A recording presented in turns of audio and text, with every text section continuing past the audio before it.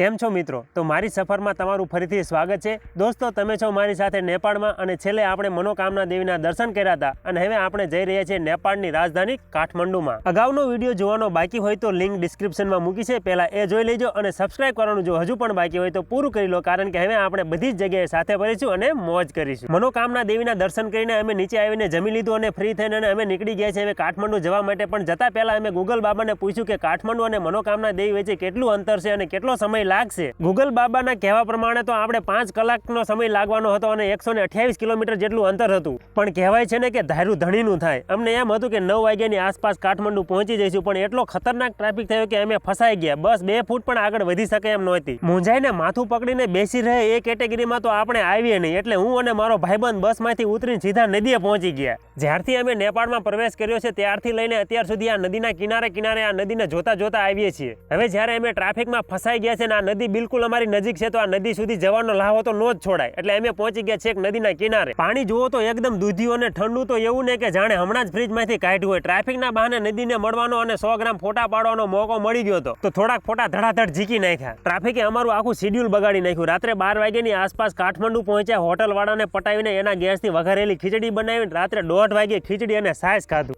देखा आपने लापरवाही का नतीजा है। હોટલના પોચા ગાદલામાં હાથમાં ફોનનું ડબલું લઈને પોઝ તો એવી રીતે આપ્યા કે જાણે 32 જાતના ભોજનનો ઓર્ડર કર્યો હોય। એવું તો કરવું પડે મારા વાલા, ભૂખ એ અલગ વિષય છે અને એટીટ્યુડ અલગ વિષય છે। ભલે ભૂખે મરી જઈએ પણ મોઢા ઉપર દેખાવું ન જોઈએ।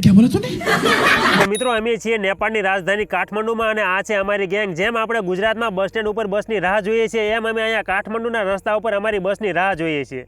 એમાંય અમારે આ ભાઈબંધ તો એવો પોજ આપે છે જાણે કાઠમંડુમાં 20 હોટલનો માલિક તો એ પોતે જ છે। कैसा लगा मेरा मजाक? દોસ્તો આપણી બસ આવી ગઈ છે અને આપણે બેસી ગયા છીએ બસની અંદર અને હવે તમે જોઈ રહ્યા છો મારી સાથે નેપાળની રાજધાની કાઠમંડુ। હવે આપણે કાઠમંડુની અંદર ઘૂમવાનું છે, ફરવાનું છે અને ઘણા બધા સ્થળોની મુલાકાત લેવાની છે। અહીં મેં 2 વસ્તુ ખાસ નોટિસ કરી છે। એક તો જે 2 વ્હીલર વાળા છે, બધા બાઇક વાળા છે, ફરજિયાત હેલ્મેટ પહેરીને જાય છે। ખરેખર આપણા ગુજરાત વાળાએ આમાંથી કંઈક શીખવું જોઈએ। બીજી વસ્તુ જે મેં નોટિસ કરી છે એ છે અહીંયા કાઠમંડુના થાંભલા ઉપર લટકતા વાયર। આટલા બધા વાયર મેં અત્યાર સુધી જ્યાં પણ ફર્યો છું ત્યાં ક્યારેય જોયા નથી અને અહીં તો દરેક થાંભલે આટલા વાયર છે। વધુ તકલીફ તો ત્યારે થઈ કે આ નેપાળની રાજધાની છે અને અહીં આટલા બધા વાયરો લટકે છે। જનતા માફ નહીં કરેગી।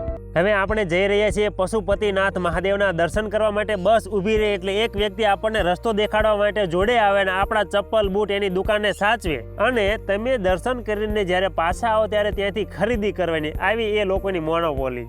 इसकी गारंटी मैं नहीं दे सकता। પણ તમને ખબર છે આપણે રહ્યા ગુજરાતી, આપણે તો 17 જગ્યાએ પૂછીને જ્યાં સસ્તું ને સારું લાગે ને ત્યાંથી જ લઈએ, એટલે આમની મોનોપોલીમાં આપણે ફસાઈ જઈએ એ માયલા આપણે છીએ નહીં।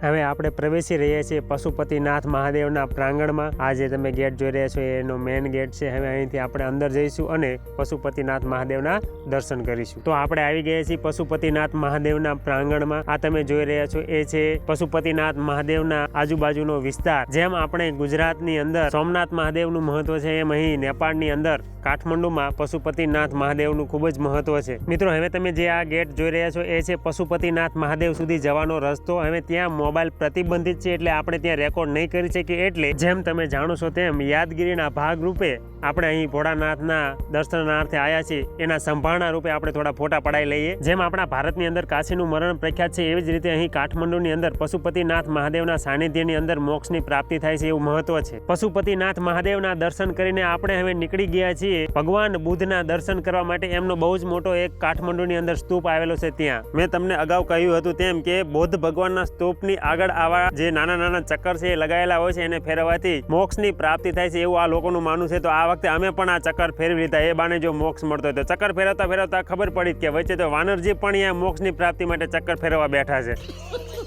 તો મિત્રો તમને જે આ શહેર દેખાઈ રહ્યું છે એ છે નેપાળની રાજધાની કાઠમંડુ। અમે જે જગ્યાએ આવ્યા છીએ એ બૌદ્ધ ભગવાનનો સ્તૂપ છે, ખાસી એવી ઊંચાઈ ઉપર આવેલો છે, એટલે અહીંથી રાજધાની જે છે એ બહુ જ સરસ રીતે સ્પષ્ટ રીતે દેખાય છે। તમે જોઈ શકો છો વિડીયોની અંદર આ જે દેખાઈ રહ્યું છે એ કાઠમંડુ। બુદ્ધ ભગવાનના સ્તૂપના દર્શન કરીને અમે ત્યાંથી અમે નીકળી ગયા છીએ આગળના સ્થળે. અમારે હવે જવાનું છે નેપાળનું એક સરસ મજાનું સાંસ્કૃતિક નગર છે ત્યાં. તો દોસ્તો અમે આવી ગયા છીએ નેપાળના ટ્રેડિશનલ સિટી ભક્તપુરમાં. તો તમે જે આ ગેટ જોઈ રહ્યા છો એ છે ભક્તપુરનો એન્ટ્રન્સ ગેટ. અહીંથી અમે અંદર પ્રવેશ કરીશું આ સિટીની અંદર. પણ આ સિટીની અંદર પ્રવેશ કરતા પહેલા તમારે અહીંયા ટિકિટ લેવી ફરજિયાત છે. ભારતના લોકો માટે 500 રૂપિયાની ટિકિટ છે, તો આપણે 500 રૂપિયાની ટિકિટ લઈ લીધી અને હવે આપણે પ્રવેશ કરવાના છીએ આ શહેરની અંદર. તો આ તમે જોઈ શકો છો એ છે ભક્તપુર. હકીકત કહું તો આ શહેરમાં અમને એવું કંઈ ખાસ લાગ્યું નહીં, કારણ કે આપણા ભારતની અંદર સ્થાપત્યની એટલી બધી અદ્ભુત કલાઓ છે અને એવા સરસ સરસ મંદિરો છે કે આપણને અહીં કંઈ નવાઈ ન લાગે. હવે આ જે તમે જોઈ રહ્યા છો એ છે ખરીદી માટેની બજાર. પણ આપણા ભારતવાળા લોકો માટે અહીં ખરીદી કરવું અશક્ય જેવું છે, કારણ કે આ લોકો આપણી પાસેથી વસ્તુ લઈને આપણને ડબલ ભાવ કરીને આપે. એમ માનો કે આપણે જે 15 થી 20 રૂપિયાનું જે કિચન સામાન્ય મળે છે એ કિચનના પણ અહીં 100-150 રૂપિયા લોકો લે. એટલે આપણે તો ખાલી બજારોમાં જોવાનું, ભાવ પૂછવાનો અને આગળ વધવાનું, કારણ કે લેવાની તો વાત જ નહીં. આપણા ભારતમાંથી આ વસ્તુ રે ઇમ્પોર્ટ કરે અને પછી આપણને બટકાવે મારા બેટાને. હવે જેમના લીધે ભાવ વધી ગયા છે ને એ આવડા આ જ ભૂરિયાઓ જોઈ લો. આ જે ભૂરિયાઓ રખડે છે ને બધા, એ ભાવ ન કરાવે આપણા ગુજરાતી ઘોડે. જે કે એ પૈસા દઈ જ દે સીધા. જેમ આપણે ગુજરાતની અંદર રામાપીરનું આખ્યાન રમાતું હોય ને ભેરવાની રાહ જોતા હોય ને ભેરવો જેમ નાચતો હોય ને એમ એનું અહીં ટ્રેડિશનલ નૃત્ય છે, એમ લોકો આ નાચતા હોય છે. તમે જુઓ અને આનંદ કરો.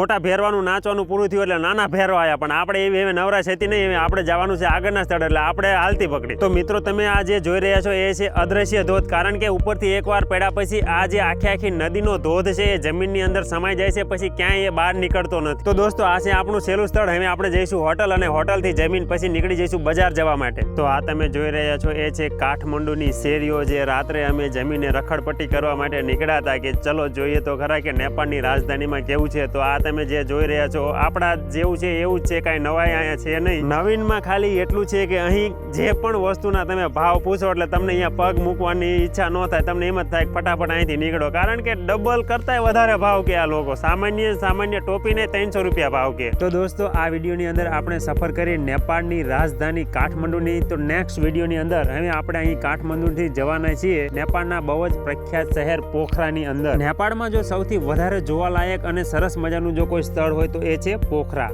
તો નવા વિડીયોમાં મુલાકાત થશે પોખરાની અંદર. જો હજુ સબસ્ક્રાઇબ કરવાનું બાકી હોય તો સબસ્ક્રાઇબ કરી લો, અને ત્યાં સુધી તમે આ નેપાળની શેરીઓ જુઓ અને આનંદ માણો. ફરી મળીએ નવા વિડીયોમાં. જય હિન્દ, જય ભારત.